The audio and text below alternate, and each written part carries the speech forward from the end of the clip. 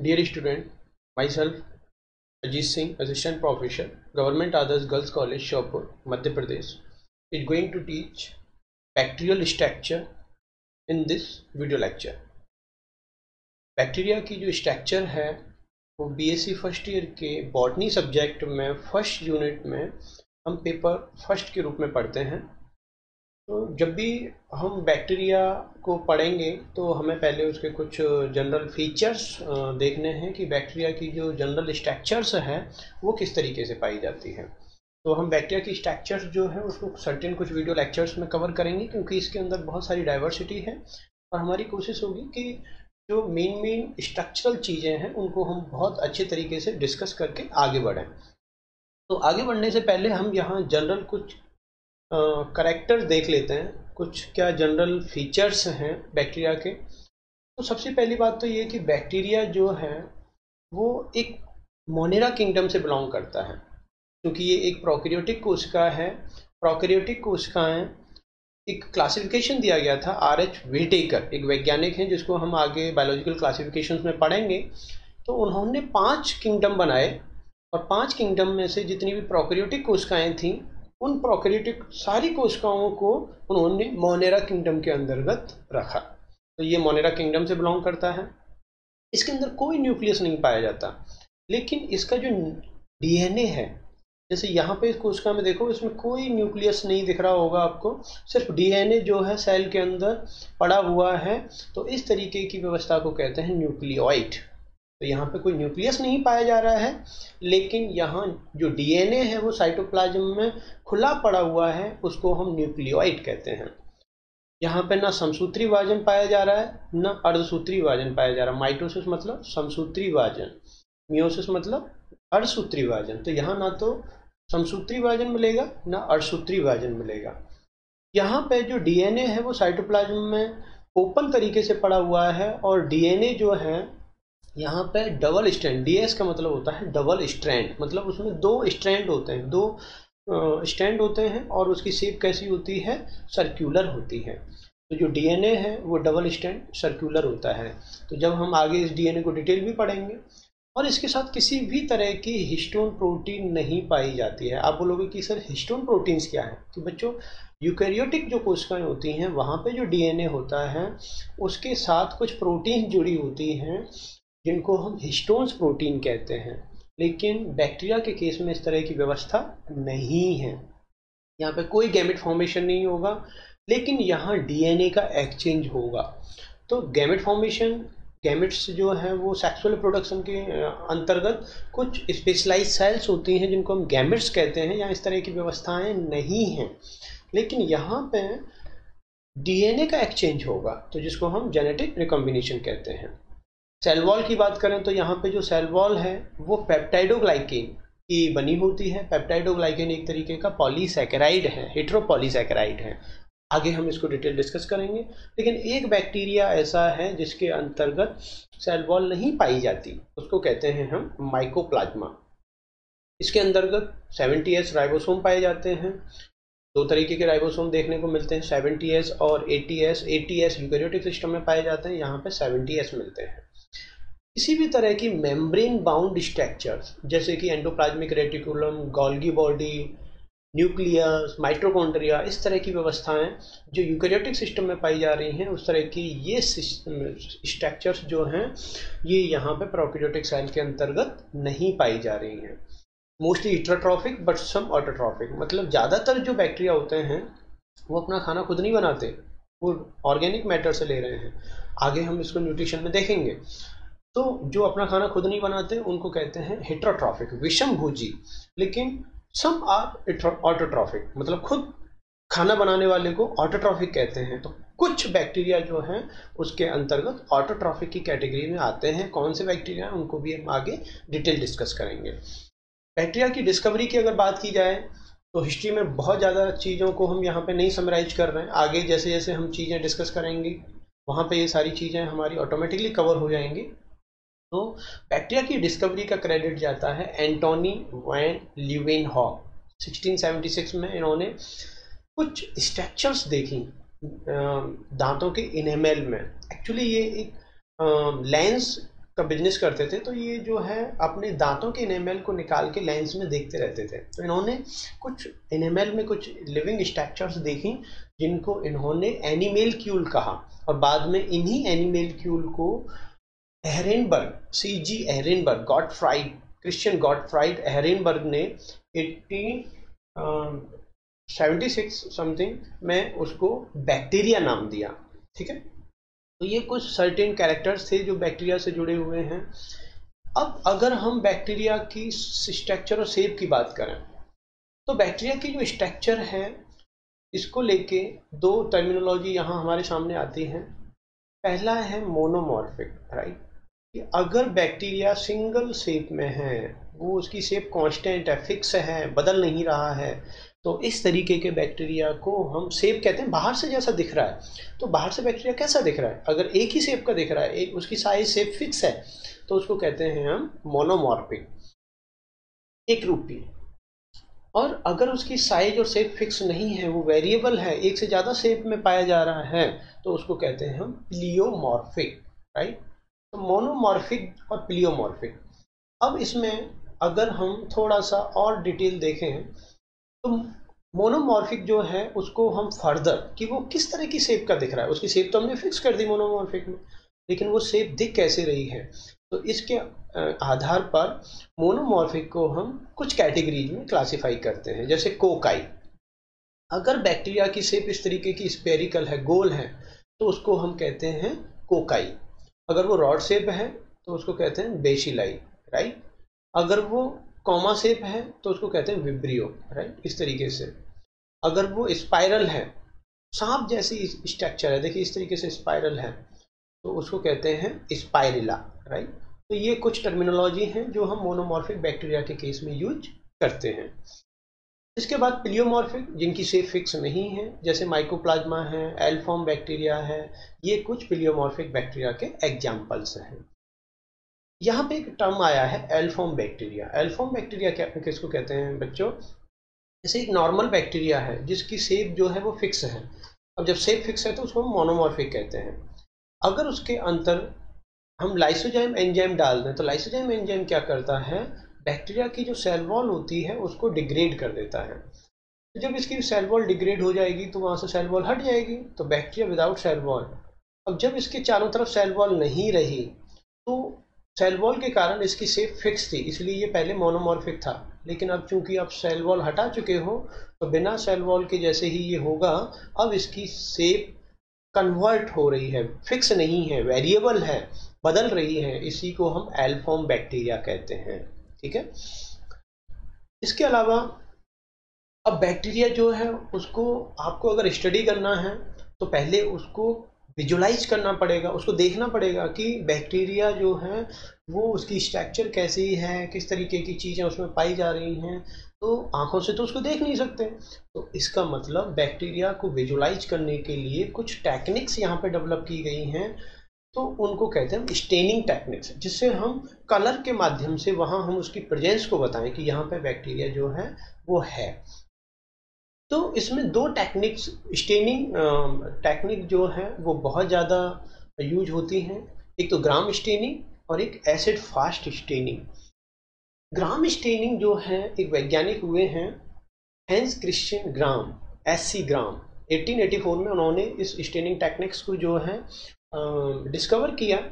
इन्होंने बताया कि अगर आप किसी भी बैक्टीरिया को लो, वहाँ पे ये लिमिट नहीं है कि आपको इसी बैक्टीरिया को लेना है, आप कोई भी बैक्टीरिया लीजिए, जैसे ही आप उस बैक्टीरिया को क्रिस्टल वॉयलेट और आयोडीन सॉल्यूशन जो है उसमें आप कल उससे रिएक्ट कराओगे, राइट, तो यहाँ पे क्रिस्टल वॉयलेट और आयोडीन जो है ये दोनों मिलके उस बैक्टीरिया को पर्पल वॉयलेट कलर प्रोवाइड कर देते हैं।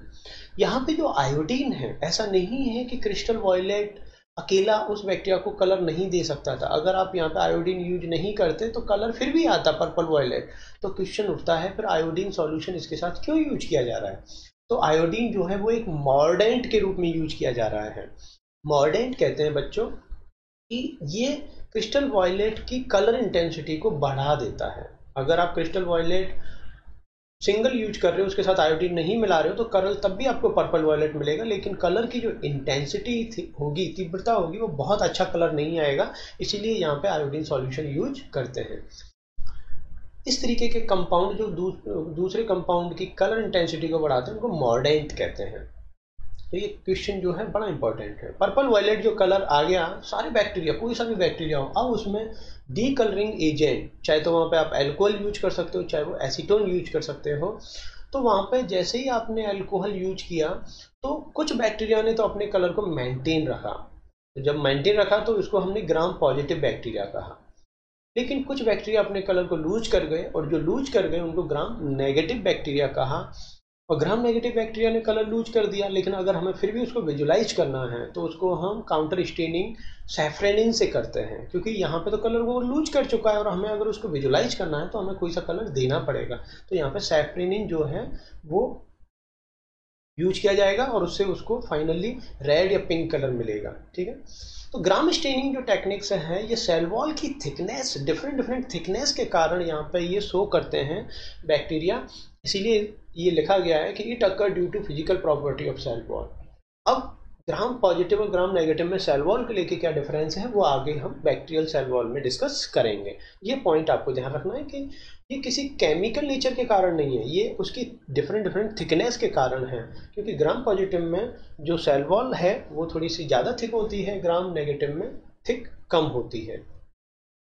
इसके अलावा acid fast staining, acid fast staining को अगर हम देखें तो ये सर्टेन बैक्टीरिया के ग्रुप के द्वारा ये रिप्रेजेंट किया जाता है, और उस बैक्टीरिया जीनस का नाम है माइकोबैक्टीरिया। जैसे माइकोबैक्टीरियम ट्यूबरक्यूलोसिस, माइकोबैक्टीरियम लेप्रे। तो ये जो बैक्टीरिया हैं, इनके अंतर्गत क्या होता है, एक प्लाज्मा मेम्ब्रेन में माइकोलिक एसिड एक केमिकल कंपाउंड पाया जाता है, और माइकोलिक एसिड के कारण ये एसिड फास्ट स्टेनिंग को शो करते हैं। तो जो माइकोलिक एसिड है, इसके कारण जब ये बैक्टीरिया इस प्रॉपर्टी को शो कर रहे हैं, तो ये एक केमिकल प्रॉपर्टी हुई। जबकि हमने ग्राम स्टेनिंग में क्या देखा था कि वहां पे वो केमिकल प्रॉपर्टी के कारण नहीं, उसकी सेल वॉल की डिफरेंट थिकनेस के कारण शो कर रहा था। तो इसीलिए वो एक फिजिकल प्रॉपर्टी थी, क्योंकि यहाँ इस केमिकल कंपाउंड की प्रेजेंस के कारण ये एसिड फास्ट स्टेनिंग शो कर रहा है। इसीलिए एसिड फास्ट स्टेनिंग को एक केमिकल प्रॉपर्टी कंसीडर किया जाता है। यहाँ पे अगर हम प्रोसीजर को देखें तो बैक्टीरिया को आप बेसिक फ्रुक्शिन एंड फिनॉल के साथ जब आप हीट करते हो तो ये रेड कलर देता है, और रेड कलर सभी बैक्टीरिया देंगे। लेकिन जैसे ही डी कलर एजेंट अल्कोहल के साथ आप इसको ट्रीट करोगे तो कुछ बैक्टीरिया तो कलर रिटेन कर लेंगे, उनका कलर बना रहेगा, जिनको हम एसिड फास्ट बैक्टीरिया कहते हैं, जिसमें माइकोबैक्टीरिया ग्रुप के बैक्टीरिया आते हैं। लेकिन कुछ बैक्टीरिया अपने कलर को लूज कर जाते हैं, जिनको नॉन एसिड फास्ट बैक्टीरिया कहते हैं। राइट, तो यहाँ तक आपको ये स्टेनिंग जो इंपॉर्टेंट टेक्निक्स हैं, आगे इनकी टर्मिनोलॉजी काफ़ी यूज होती है। और ग्राम पॉजिटिव और ग्राम नेगेटिव तो काफ़ी इंपॉर्टेंट है, आपके ग्रेजुएशन में अक्सर यहाँ से क्वेश्चन पूछ लिया जाता है। तो वो उनका क्या क्राइटेरिया है वो हमने यहाँ पर डिस्कस कर लिया। इसके अलावा अब बड़ी एक इम्पॉर्टेंट चीज़ आती है, बैक्टीरिया का न्यूट्रिशन, पोषण, कि बैक्टीरिया जो है पोषण किस तरीके से ले रहा है। अगर हम बैक्टीरिया के न्यूट्रिशन की बात करें तो यहाँ पे जब भी कभी आप किसी भी ऑर्गेनिज्म के न्यूट्रिशन को डिस्कस करो तो यहाँ पे तीन चीज़ें आप देखिए। एक तो उसका एनर्जी सोर्स क्या है, राइट। अगर उसका एनर्जी सोर्स लाइट है तो यहाँ पे फोटोट्रॉफ टर्मिनोलॉजी आएगी। अगर एनर्जी सोर्स केमिकल रिएक्शन है, क्योंकि बहुत सारी केमिकल रिएक्शन जो हैं उनसे एनर्जी निकलती है, और उस एनर्जी का यूज कंपाउंड जो है वो फूड बनाने में करते हैं, तो उसको हम कीमोट्रॉफ कहेंगे।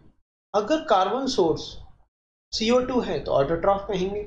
अगर कार्बन सोर्स ऑर्गेनिक है, ORG मतलब ऑर्गेनिक, तो उसको हेटेरोट्रॉफ कहेंगे, राइट। अगर हाइड्रोजन या इलेक्ट्रॉन डोनर इनऑर्गेनिक कंपाउंड है तो उसको लिथोट्रॉफ टर्मिनोलॉजी वहाँ पे यूज होती है। और अगर वो इनऑर्गेनिक नेचर का ना होने के बजाय ऑर्गेनिक नेचर का है तो उसको ऑर्गेनोट्रॉफ कहेंगे। तो आपको ये तीन क्राइटेरिया वहाँ पे चेक करने हैं, एनर्जी सोर्स क्या है, कार्बन सोर्स क्या है, और हाइड्रोजन या इलेक्ट्रॉन सोर्स क्या है। क्योंकि जब भी कोई न्यूट्रिशन के क्राइटेरिया को क्रॉस चेक करेगा वो इन्हीं 3 पैरामीटर्स पे करेगा, और उनके रेस्पेक्ट में क्या क्या टर्मिनोलॉजी हम यूज करेंगे वो यहाँ पे हम बता चुके हैं। फोटोट्रॉप, कीमोट्रॉप, ऑटोट्रॉप, हेटेरोट्रॉप, लिथोट्रॉप और ऑर्गेनोट्रॉप, ठीक है। और इसी के बेस पे आगे हम अपने डिस्कशंस को कंटिन्यू रखेंगे। यहाँ पे कोई भी ऑर्गेनिज्म हो, देखिए यहाँ हम एक जनरल चीज देख रहे हैं क्योंकि ये आपको आगे भी काम आएगा। कोई भी ऑर्गेनिज्म हो, वो अगर केमिकल एनर्जी से रिएक्शन ले रहा है, कोई भी केमिकल रिएक्शन है वहां से एनर्जी निकल रही है और उसी एनर्जी का यूज वो आगे कर रहा है, तो इस तरीके का ऑर्गेनिज्म को कहते हैं हम कीमोट्रॉफ। अब चूंकि यहाँ पे वो लाइट से तो एनर्जी ले नहीं रहा है, कीमोट्रॉफ है, वो केमिकल रिएक्शन से एनर्जी ले रहा है, तो इसीलिए इस तरीके के जो ऑर्गेनिज्म होते हैं जिनको हम कीमोट्रॉफ कह रहे हैं, इनमें नो पिगमेंट, यहाँ पे पिगमेंट नहीं पाए जाते क्योंकि ये पिगमेंट की जरूरत ही नहीं है, ठीक है, नो पिगमेंट। लेकिन जो लाइट से एनर्जी ले रहे हैं, तो लाइट की एनर्जी को ट्रैप करने के लिए कुछ पिगमेंट चाहिए, तो इसीलिए उनको कहते हैं फोटोट्रॉफ, और यहाँ पे पिगमेंट प्रेजेंट होते हैं क्योंकि पिगमेंट क्या काम करते हैं, पिगमेंट जो है वो सोलर एनर्जी को ट्रैप करते हैं, पकड़ते हैं। तो यहाँ पे नो पिगमेंट, यहाँ पिगमेंट प्रेजेंट, यहाँ पिगमेंट पाए जाएंगे। अब हम इसको देखते हैं कीमोट्रॉफ। अब कीमोट्रॉफ किसको कहेंगे, जिनको एनर्जी केमिकल रिएक्शन से मिल रही है, और जिनको लाइट से मिल रही है उनको क्या कहेंगे, फोटोट्रॉफ, ठीक है। अब जो कीमोट्रॉफ हैं, इसमें सेकंड क्राइटेरिया मैंने क्या बताया था, कार्बन सोर्स। तो यहाँ पे कार्बन सोर्स क्या है, अगर यहाँ पे ऑर्गेनिक कंपाउंड कार्बन सोर्स है तो उसको कहेंगे कीमो हेटेरोट्रॉफ। जैसे मैंने बताया था ना, देखो ये रहा हेटेरोट्रॉफ, अगर ऑर्गेनिक कंपाउंड कार्बन सोर्स है तो हेटेरोट्रॉफ। तो अगर यहाँ पे ऑर्गेनिक कंपाउंड है तो इसको कहेंगे कीमो हेटेरोट्रॉफ। लेकिन अगर यहाँ पे कार्बन सोर्स CO2 है तो इसको कहेंगे कीमो ऑटोट्रॉफ, ठीक है। अब कीमो हेटेरोट्रॉफ के अंतर्गत अगर final electron source, right, electron acceptor अगर ऑक्सीजन है, तो उस कैटेगरी में आते हैं हम सब एनिमल्स, ऑल एनिमल्स, हम इसी कैटेगरी में। जैसे आपने पढ़ा होगा ETS में, फाइनल इलेक्ट्रॉन जो होता है वो ऑक्सीजन उसको रिसीव करती है। Fungi, protozoa, bacteria, all animals इसी कैटेगरी में आते हैं, क्योंकि यहाँ पे जो फाइनल इलेक्ट्रॉन एक्सेप्टर है, जो इलेक्ट्रॉन को फाइनली रिसीव करेगा, वो ऑक्सीजन है। लेकिन जरूरी नहीं है कि वो ऑलवेज ऑक्सीजन हो। वो अगर ऑर्गेनिक कंपाउंड है ऑक्सीजन को रिसीव करने वाला, तो उसको कहते हैं फर्मेंटेशन बैक्टीरिया, जो किड़मन करते हैं वो फर्मेंटेशन बैक्टीरिया इस कैटेगरी में आते हैं। लेकिन कभी कभी ऑक्सीजन के अलावा कुछ और इनऑर्गेनिक कंपाउंड भी इलेक्ट्रॉन को रिसीव कर लेते हैं, तो वो भी इस कैटेगरी में यहाँ पे क्लासिफाई किए जाते हैं। अगर कार्बन सोर्स कीमोट्रॉफ के अंतर्गत CO2 है तो उसको कहते हैं कीमो ऑटोट्रॉफ, और कीमो ऑटोट्रॉफ में hydrogen bacteria, sulphur bacteria, iron bacteria, nitrogen bacteria, ये सारे बैक्टीरिया जो हैं, आप जिन टर्मिनोलॉजी को यूज करते हो वो कीमो ऑटोट्रॉफ्स में आती हैं। बैक्टीरिया के अंतर्गत जो है chemo autotroph, chemo heterotroph, photo heterotroph और फोटो ऑटोट्रॉफ, इनको आगे हम थोड़ा सा डिटेल आगे देखेंगे, यहाँ इनको हम जनरल डिस्कशन में देख रहे हैं। अगला है लाइट एनर्जी। अगर आप जो है सोर्स ऑफ एनर्जी आपकी लाइट है तो वहाँ पे पिगमेंट पाए जाएंगे। पहली चीज़ तो ये कि इसका मतलब ये जितनी भी कैटेगरी इधर की आप पढ़ोगे इन सब में पिगमेंट मिलेंगे, और इधर जो कीमोट्रॉफ में आप पढ़ेंगे इसमें किसी में पिगमेंट नहीं है। तो क्यों नहीं है, क्योंकि वहाँ पे एनर्जी जो है कीमोट्रॉफ में केमिकल रिएक्शन से आ रही है, और केमिकल रिएक्शन से एनर्जी सीधी सेल को मिल जाती है, उसको ट्रैप फंसाने की जरूरत नहीं पड़ती, एब्जॉर्व करने की जरूरत नहीं पड़ती। अब फोटोट्रॉफ में कार्बन सोर्स अगर ऑर्गेनिक कंपाउंड है तो उसको कहेंगे फोटो हेटेरोट्रॉफ, जिसमें ग्रीन नॉन सल्फर बैक्टीरिया और पर्पल नॉन सल्फर बैक्टीरिया आते हैं। अगर यहाँ कार्बन सोर्स CO2 है तो उसको कहेंगे फोटो ऑटोट्रॉफ, और फोटो ऑटोट्रॉफ के अंतर्गत वाटर जो है अगर यूज हो रहा है तो इस तरीके के फोटो ऑटोट्रॉफ को ऑक्सीजेनिक फोटोसिंथेटिक ऑर्गेनिज्म बोलते हैं। इसका मतलब क्योंकि अगर जब वाटर यूज हो रहा है तो यहाँ पे ऑक्सीजन फॉर्म होती है, लेकिन अगर वाटर यूज नहीं हो रहा है तो उसको कहते हैं एनऑक्सीजेनिक फोटोसिंथेसिस बैक्टीरिया, क्योंकि यहाँ पे नो O2 फॉर्म, यहाँ पे कोई ऑक्सीजन फॉर्म नहीं होती। तो कहने का मतलब है इसमें आपके green and purple sulphur bacteria आ जाएंगे। इसको हम आगे एक एक करके देखेंगे। तो आगे जो है बैक्टीरिया के अंतर्गत 4 बड़ी कैटेगरी पाई गई, कीमोहेटेरोट्रॉफ, फोटोहेटेरोट्रॉफ और फोटोट्रॉफ। इन चारों को थोड़ा सा हल्का हम देखेंगे क्योंकि यहाँ से अक्सर क्वेश्चन पूछ लिए जाते हैं। तो ये थोड़ा सा एक जनरल क्लासिफिकेशन था।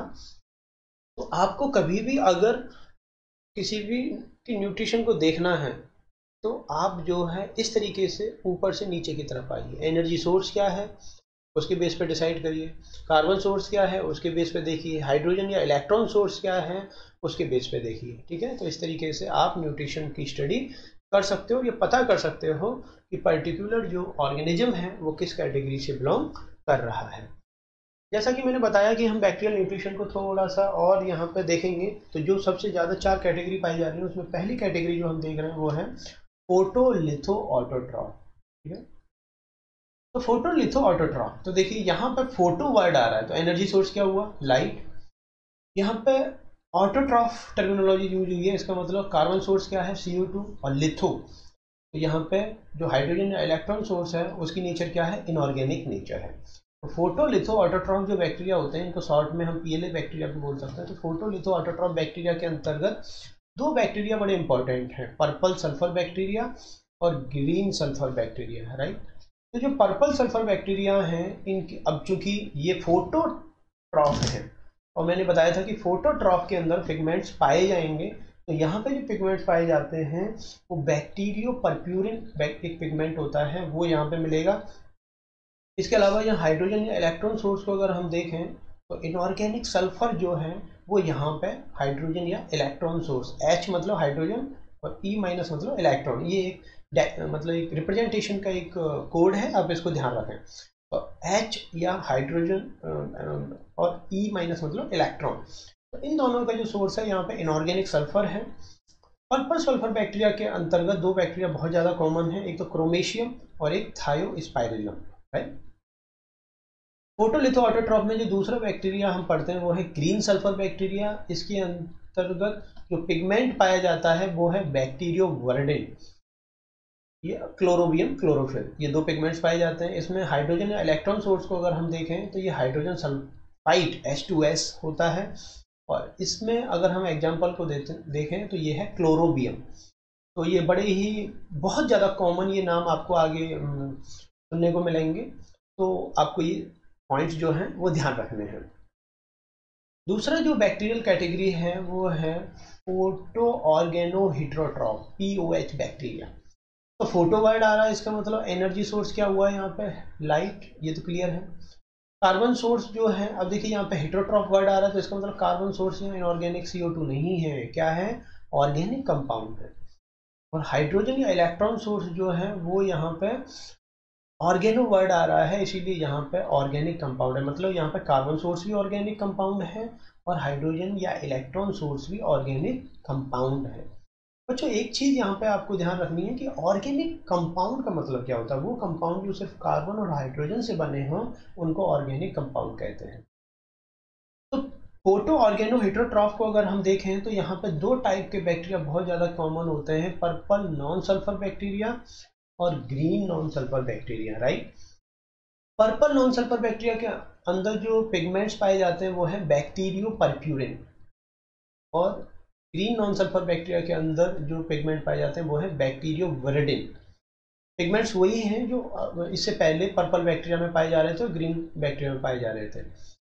लेकिन यहाँ पे जो हाइड्रोजन या इलेक्ट्रॉन सोर्स है वो नॉन सल्फर एलिफेटिक कंपाउंड है, इसका मतलब कि उसमें सल्फर नहीं पाई जाती। एलिफेटिक एक ऑर्गेनिक कंपाउंड की एक कैटेगरी है, तो नॉन सल्फर एलिफेटिक कंपाउंड है, इसीलिए इसमें जो इनका कैटेगरी का नाम बना है वो बना है पर्पल नॉन सल्फर बैक्टीरिया। दूसरी तरफ अगर हम ग्रीन नॉन सल्फर बैक्टीरिया में देखें तो यहाँ पे पिगमेंट पाया जाएगा बैक्टीरियो वर्डिन, और यहाँ पे हाइड्रोजन इलेक्ट्रॉन जो सोर्स है ये भी same non sulphur aliphatic compound होते हैं। यहाँ पे जो एग्जाम्पल है ग्रीन नॉन सल्फर बैक्टीरिया का वो है क्लोरोनीमा, जबकि पर्पल नॉन सल्फर बैक्टीरिया में जो एग्जाम्पल पाया जाता है वो है रोडोस्पाइरिलम। आपको ये ध्यान रखना है। अगली जो कैटेगरी है वो है कीमोलिथो ऑटोट्रॉफ। तो देखिए कीमो वर्ड आ रहा है, इसका मतलब जो सोर्स ऑफ एनर्जी है वो है केमिकल एनर्जी, मतलब यहाँ पे केमिकल रिएक्शन से कोई एनर्जी निकलेगी और उसको जो है एनर्जी को आगे ऑर्गेनिज्म अपने भोजन बनाने में यूज करेंगे। इसके अलावा कार्बन सोर्स, चूंकि यहाँ पे ऑटोट्रॉफ टर्मिनोलॉजी आ रही है तो इसका मतलब यहाँ कार्बन सोर्स क्या है, CO2 है।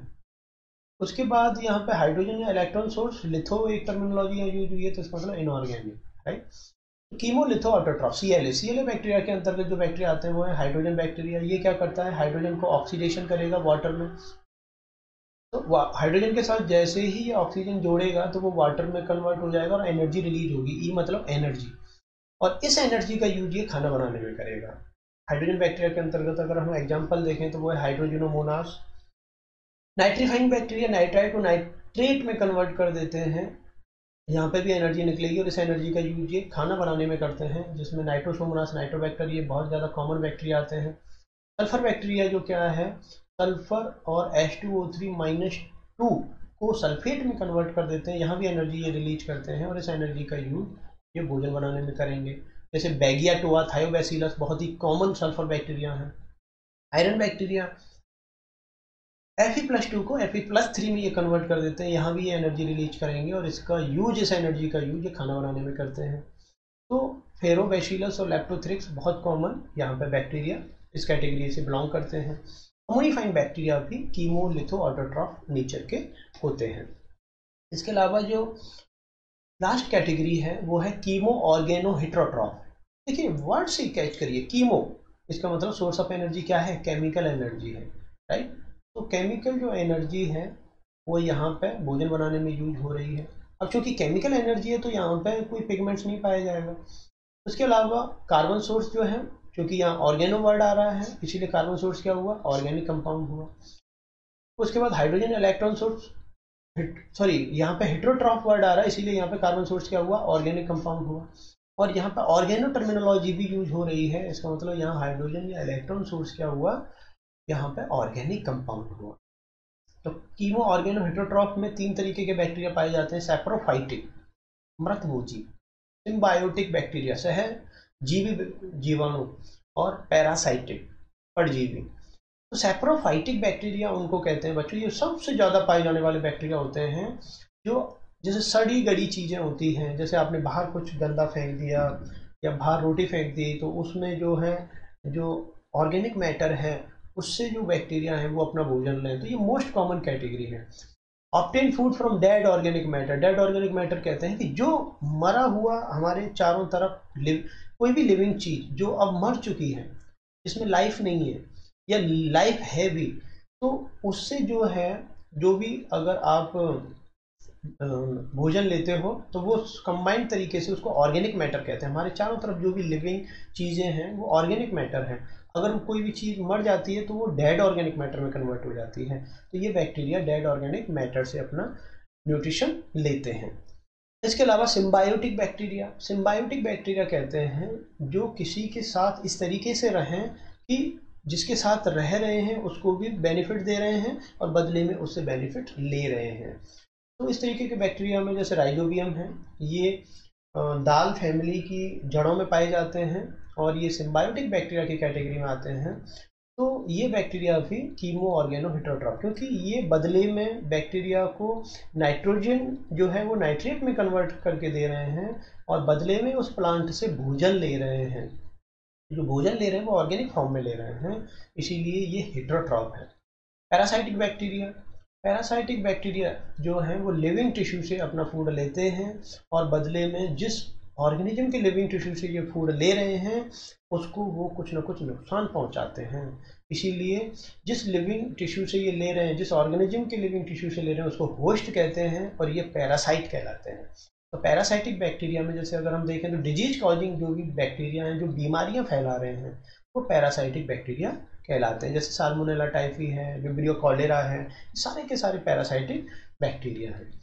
तो यहाँ तक बच्चों हमने बैक्टीरिया को लेके जनरल कुछ बातें की, जनरल कैरेक्टर्स देखे, उसके बाद कुछ स्टेनिंग टेक्निक्स हैं, gram staining, acid fast staining, उसको देखा, बैक्टीरियल न्यूट्रिशन को देखा। तो यहाँ तक ये सारी चीज़ें आपको क्लियर हुई होंगी।